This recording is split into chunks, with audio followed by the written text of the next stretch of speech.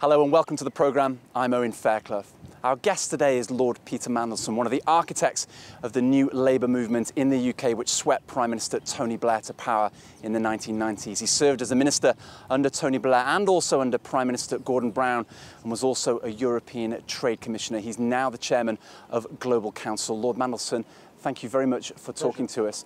You described, we're here in Gabon, you described the African economy as a bit like a Ford Cortina. My dad drove one of those back in the dark days of the 1980s manufacturing. If Africa is a Ford Cortina, then what is Europe right now? Very good question.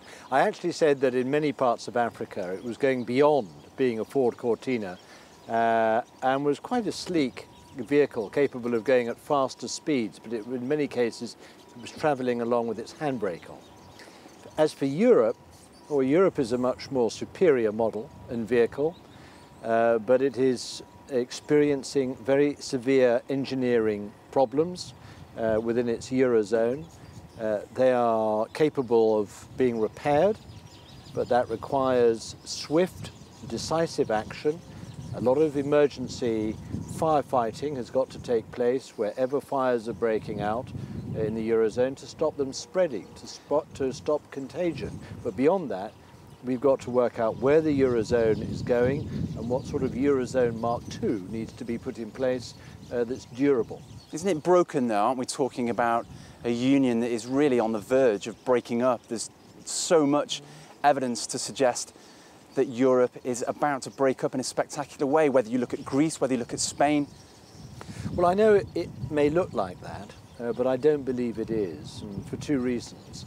First of all, I think the fundamentals of economic and monetary union are sound. We've had a very well-performing currency over the last 10 years, which has given us growth, low inflation, low borrowing costs. The problem is that not all the members of the Eurozone have taken advantage of those opportunities in the way that they should.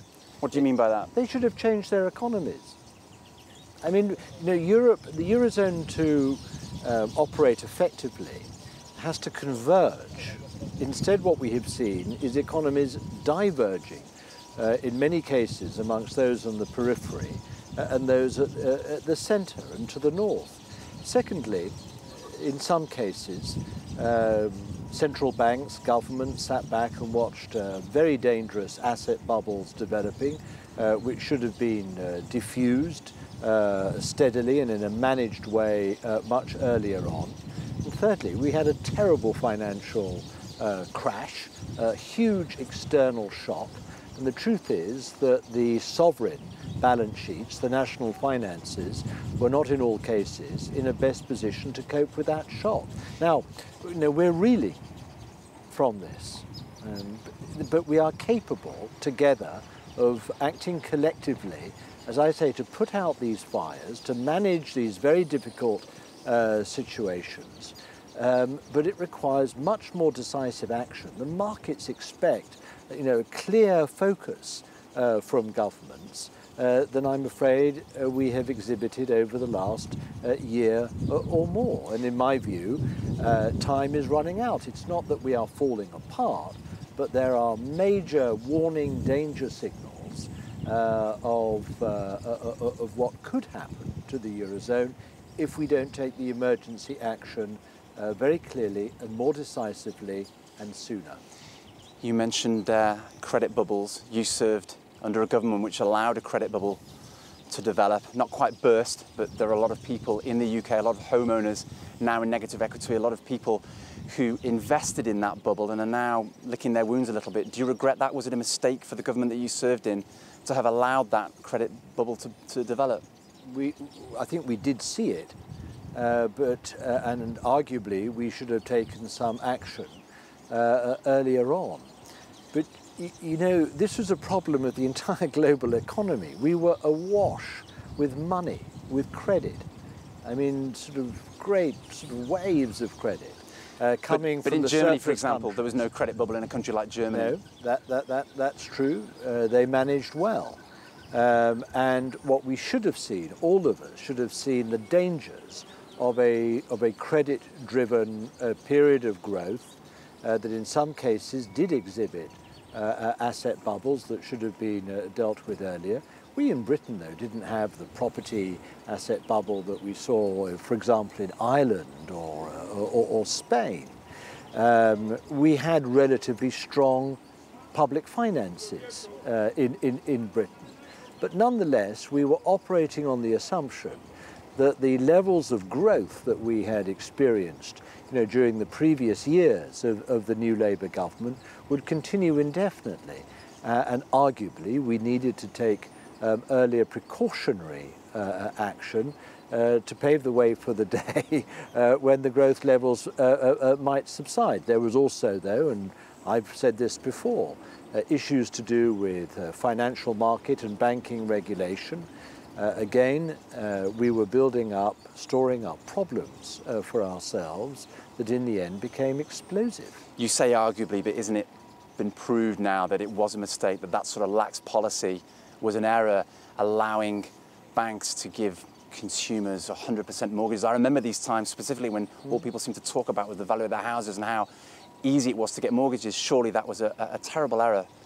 I don't think it was the principal problem, and by the way, it's rather difficult for a government to call time and to halt a housing boom when people for the first time were experiencing opportunities of mortgages and home purchase that they had not hitherto experienced and seen. And for a government to say, right, I'm very sorry, but there may be future dangers in this if it continues, we're going to call a halt to it now. Are you You'd saying have quite a lot of disappointed homeowners and consumers if you do that. So it's difficult for governments, but not impossible. And on the regulatory side, look, I think there were two issues here.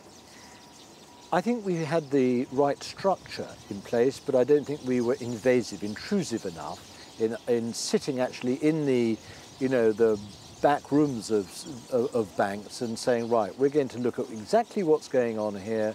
We're going to look at your books, the sorts of risks that you're taking, and the possible dangers that you're building up for yourself. Secondly, the pace of change in the financial markets and in banking became more and more rapid. Now, we did not, as regulators, keep pace sufficiently with the acceleration of change that was taking place in the banking sector. Do you think the products were too complicated? Far too complicated, far too risky.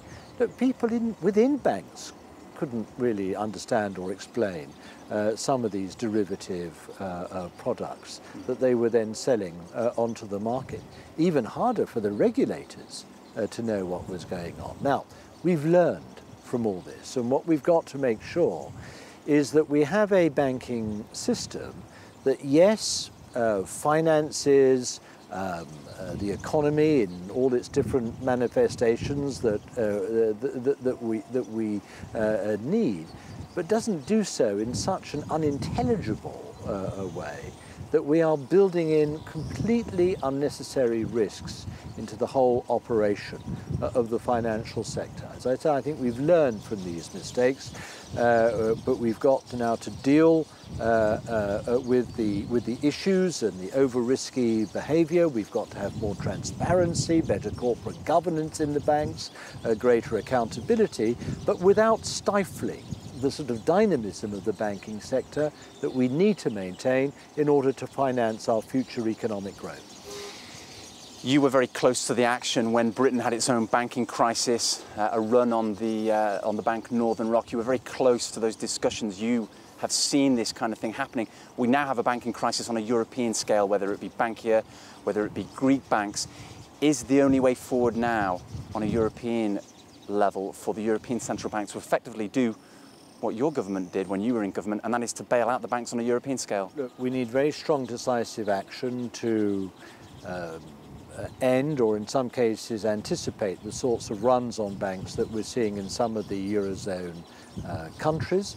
But we also have to put in place a single banking entity, a single regulator. Isn't that the European Central Bank? Wouldn't that give greater clarity just to have the ECB do that? Well, we need two things in that case. We need a banking union, because we in Britain, for example, are very exposed to problems and risks developing in the Spanish banking sector.